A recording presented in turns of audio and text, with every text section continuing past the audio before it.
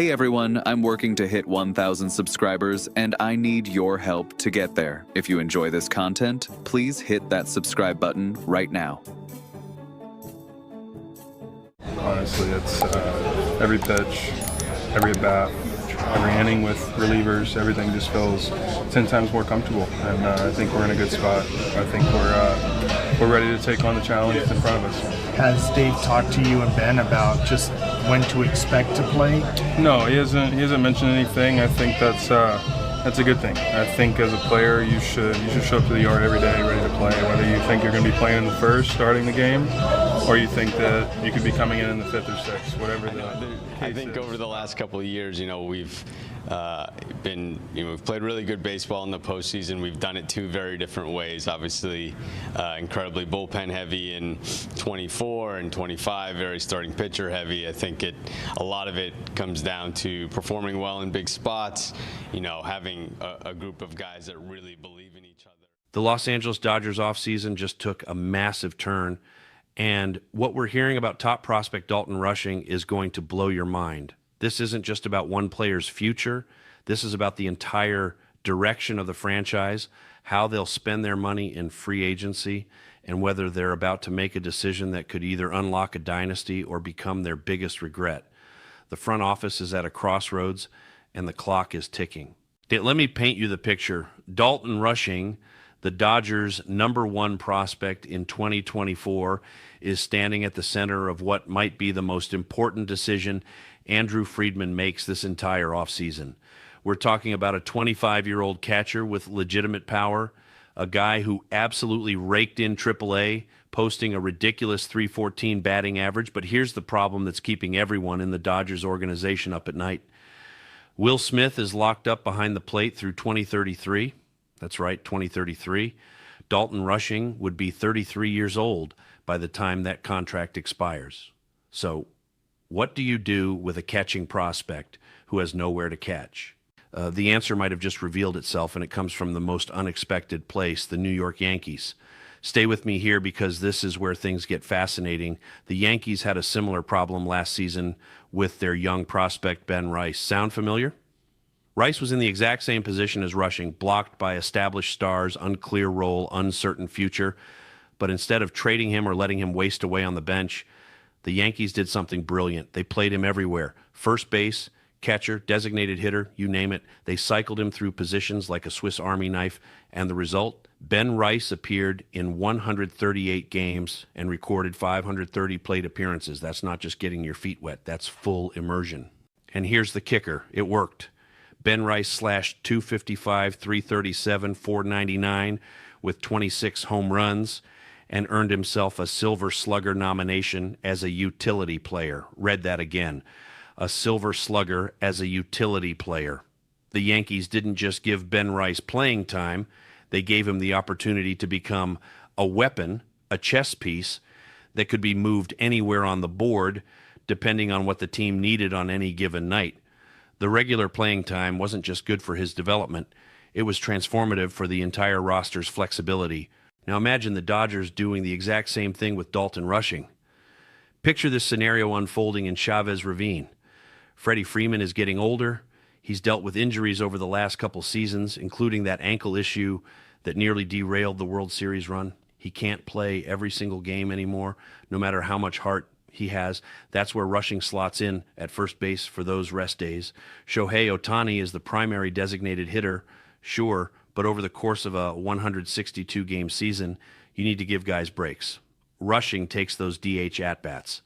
Will Smith is the starting catcher, obviously, but having Rushing as the backup means you've got one of the best catching tandems in baseball.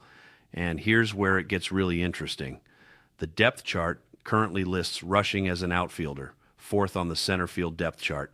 If the Dodgers get desperate or injuries pile up, that's another position he can cover. Do you see what's happening here?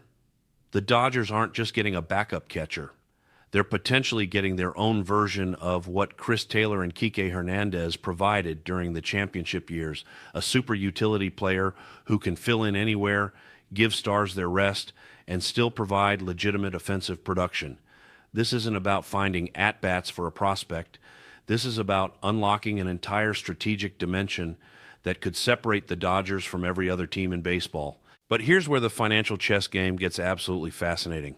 If the Dodgers commit to using Rushing as this utility weapon, it fundamentally changes how they can spend money in free agency. Think about it. If Rushing is going to play 30 to 40% of the games at first base, catch 25% of the games, DH occasionally, and even spot in the outfield when needed, suddenly the Dodgers don't need to spend $40 million on another position player. They've got that production in-house, and Rushing is still in his pre-arbitration years. That's essentially free elite talent for one more season before arbitration kicks in. This opens up massive doors. The Dodgers have been connected to every big name on the market. Kyle Tucker, Cody Bellinger. You've heard the rumors, but what if they don't need to spend $300 million on an outfielder because Rushing's versatility allows them to go with a cheaper option, knowing they've got an internal solution that can fill multiple roles? That money could go toward pitching. That money could go toward bullpen depth. That money could be the difference between adding 2 impact players instead of just 1. The financial flexibility that Rushing provides isn't just valuable, it's potentially championship deciding. Now let's talk about what we actually saw from Dalton Rushing last season, because the numbers tell 2 very different stories, and understanding both is crucial. In the major leagues, Rushing appeared in 53 games and hit just 204. Not great, right? But context matters. He was dealing with nagging injuries throughout the season. He wasn't getting consistent playing time. He was bouncing between roles. Those are conditions where almost no young player thrives. You can't develop timing. You can't get into a rhythm. You can't make adjustments when you're only getting 2 or 3 at-bats a week. But here's the other side of the story. In AAA, where Rushing played 30 games fewer than his MLB stint, he recorded nearly the same number of plate appearances. And his batting average, 314. 314. Yes, there's a massive difference between AAA and Major League pitching. Nobody's disputing that. But the pattern is crystal clear.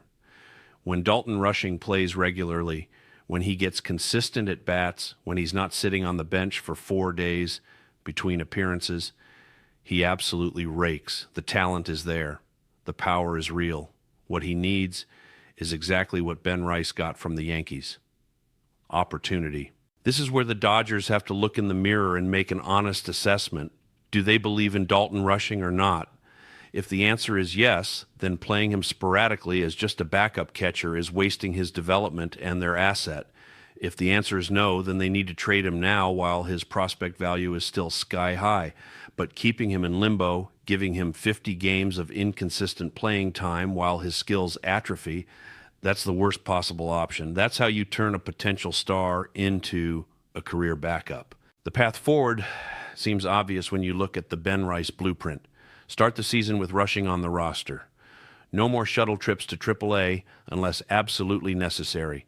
Commit to getting him 400 to 500 plate appearances by cycling him through first base, catcher, DH, and even the outfield if desperate. Let him face major league pitching regularly so he can make adjustments. Let him build confidence. Let him show whether he's a future cornerstone or a valuable trade chip, but you only find out by playing him. Here's what this looks like in practice over the course of a season. Will Smith catches 100 games. Rushing catches 60. That's not enough playing time on its own, so Rushing also plays 40 games at first base, giving Freddie Freeman strategic rest and keeping the aging star fresh for October. Add in another 20 games at DH when Ohtani needs a break or the matchups favor Rushing. Throw in another 15 games in the outfield when injuries happen or the Dodgers need a defensive replacement late in games. Suddenly, you're at 135 to 140 games played for Rushing, almost identical to what Ben Rice got from the Yankees. And let me tell you why this matters beyond just Rushing's development. The Dodgers are trying to three-peat. They're trying to do something that hasn't been done in over 20 years. The margin between winning it all and falling short in the playoffs is razor thin. Depth wins championships. Having a guy like Rushing who can competently play 4 positions means Dave Roberts has options every single night. It means when October comes and weird matchups happen, when you need a right-handed bat off the bench who can also catch if your starter gets hurt, you've got that. That versatility is championship insurance. But circling back to the elephant in the room, there are trade rumors swirling. Mark Feinsand recently reported that while the Dodgers aren't itching to move Rushing, using him as the centerpiece of a big trade wouldn't be shocking. Think about that for a second. Rushing was their number one prospect in 2024. He's still one of the top catching prospects in all of baseball. And with Will Smith locked up for basically the next decade, Rushing's long-term fit genuinely is uncertain. The Dodgers don't even have another catcher on the 40-man roster right now, which tells you they're keeping options open. So which teams might be calling about Dalton Rushing? Any contender desperate for catching help would be interested. The Astros might want an upgrade behind the plate. The Guardians have uncertainty at catcher. Even teams like the Reds or Mariners who are trying to take the next step could view Rushing as a foundational piece. And here's the thing. If the right trade presents itself, if a team offers an established ace or an all-star outfielder for a package centered around Rushing, can the Dodgers really say no? This is the dilemma that makes this offseason so compelling.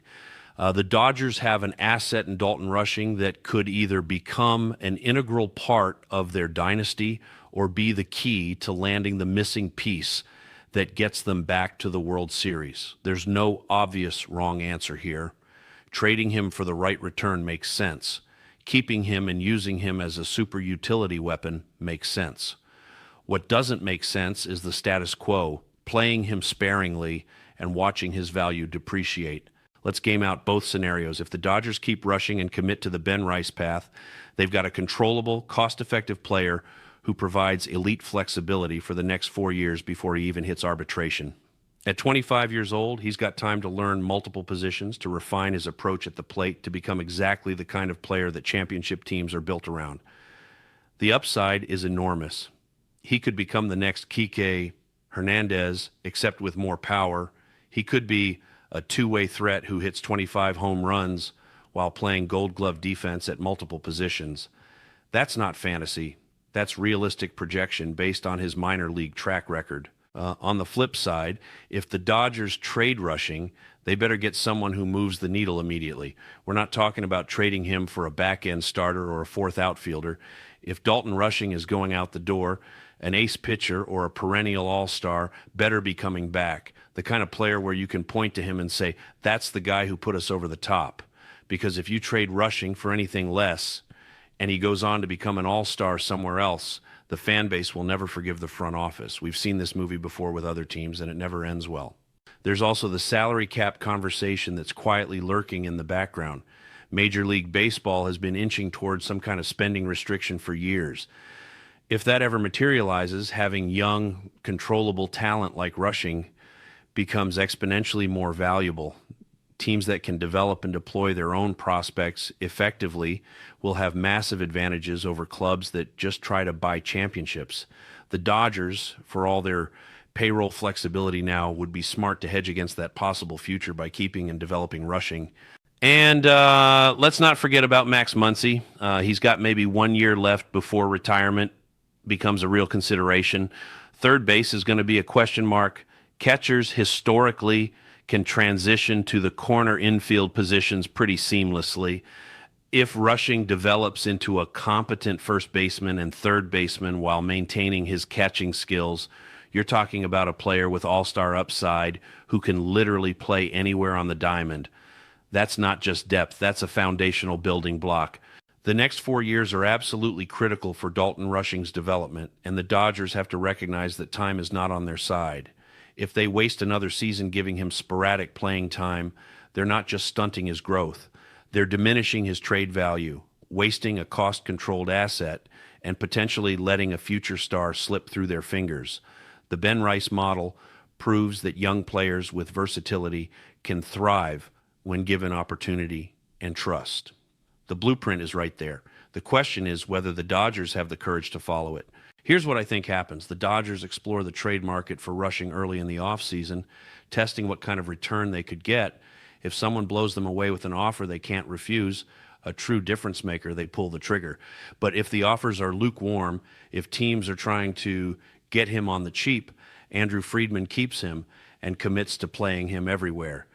The versatility is too valuable, the upside is too tantalizing, and the financial flexibility he provides is too important to give away for anything less than a haul.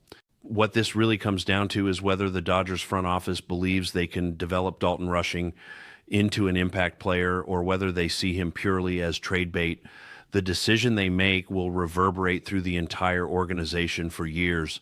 Get it right, and Rushing becomes a cornerstone of the next Dodgers dynasty, a homegrown star who exemplifies everything the organization does well. Get it wrong, and he becomes the one that got away, the prospect who turns into an all-star somewhere else while Dodgers fans wonder what could have been. One thing is certain, the Dodgers cannot afford to let Dalton Rushing languish on the bench for another season.